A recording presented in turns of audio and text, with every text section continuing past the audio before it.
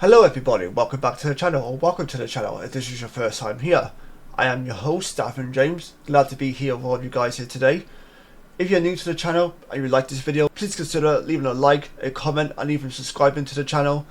It really helps a lot. Today's episode, I'm going to be talking about this recent article that came out to do with this author who's put out a new book, who has potentially unmasked Jack the Ripper. I don't know about any of you guys, but I see these type of stories all the time. Like once a year or whatever it may be.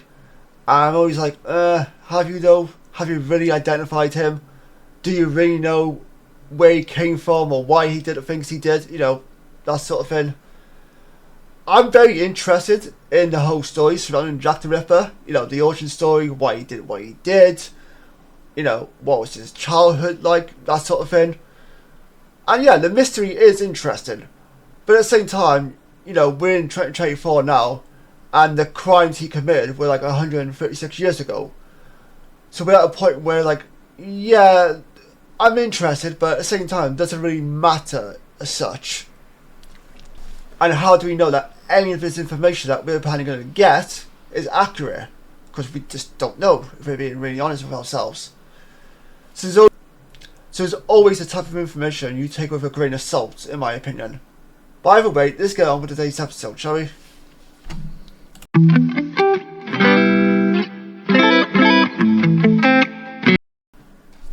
Jack the Ripper finally unmasked in 136-year mystery. The identity of Jack the Ripper has been a mystery. The police and later the world of true crime, whatever that word means, aficionados, if that's the right word, I don't know, but never mind, have been grappling with forever.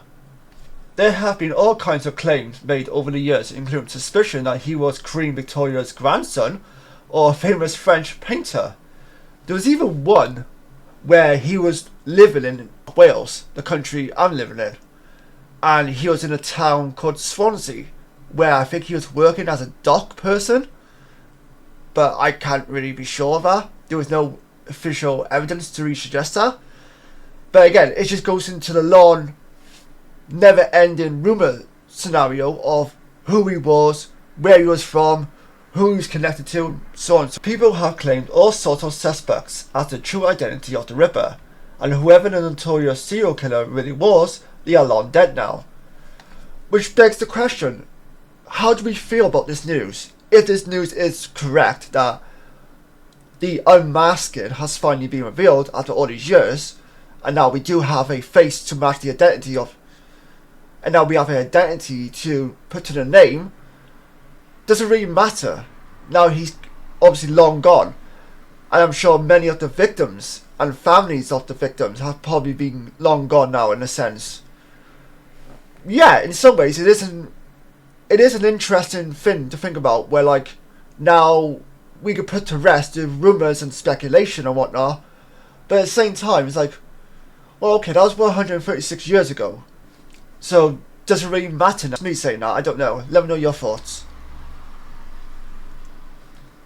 Most of what we know about the Ripper is what he did to 5 of his confirmed victims.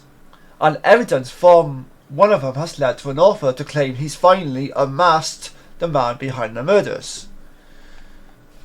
The Ripper's 4th victim was a woman named Catherine, I know you need to go and try and pronounce her last name, who was found dead on the 30th of September in 1888.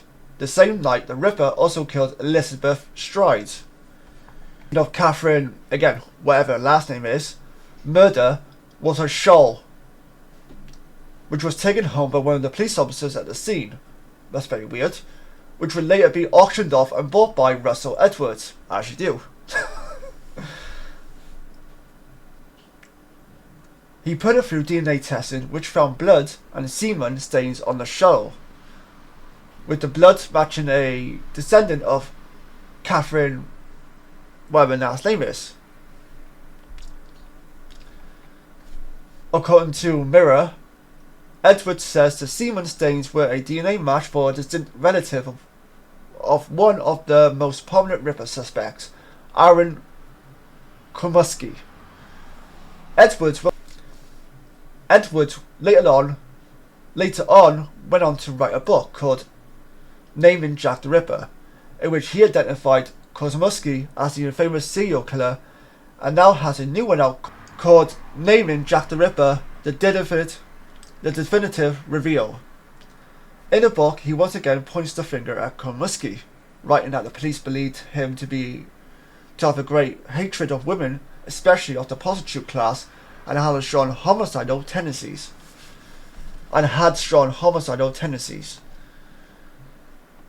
And this is a AI generated image of what the man probably looked like back in the day. However, the claims of getting DNA evidence from the shoal has been contrasted over the years.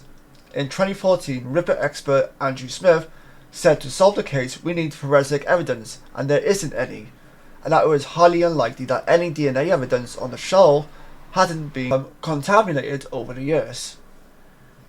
McReed, the University of New England, wrote in the conversation that the authenticity of the shoal was in question, and the cold case still very much remains open.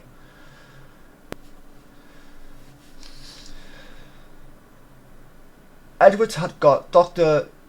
Giles, whatever his name is, from Liverpool, John Moses University, to carry out forensic analysis on the shoal. But at the time of the original DNA work, The Independent reported that a number of experts said there had been a serious DNA error. They claim he made an error of nomenclature, I don't know how to pronounce that, which if corrected to more than 99% of people of European descent.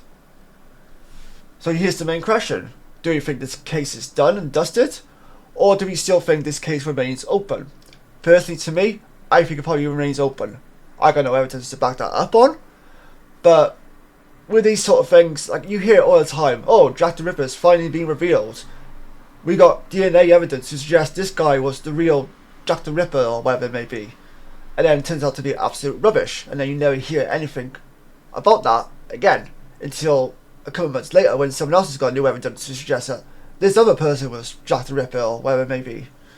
I personally think like the mystery of Jack the Ripper is forever going to be just that, a mystery. We're never going to know why he targeted his victims the way he did. Why were they female? Maybe he had some mother issues, who knows? Where he actually came from, what his name was, what he actually looked like. I think that's all going to remain a mystery if I'm being really honest. I could be completely wrong on that, that's just my own speculation. I'd love to know what you guys think of this. But until then, until next time, take care, stay safe, and I'll see you guys next time. Bye for now.